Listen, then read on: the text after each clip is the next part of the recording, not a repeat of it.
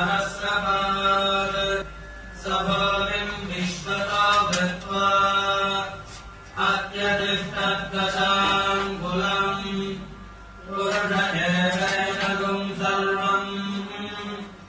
यद्भूतं यच्च भव्यम् यदन्नेनाधिरोहति एतावानस्य महिमा अथोऽध्यायामिश्च पूरुषः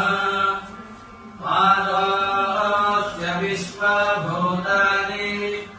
त्रिपादस्यामृतम् दिवि ततो विश्वम्यक्रामते शासनानधने अभि तस्मात् विराजयायत विराजोऽधिपूरुषः ग्रीष्मजिह्मः शरद्धविः सप्तास्यासन् परिधयः त्रिसप्तसमिधः कृताः देवा तैयज्ञम् बर्हिषि प्रोक्षन्ते पुरुषम् जातमग्रतः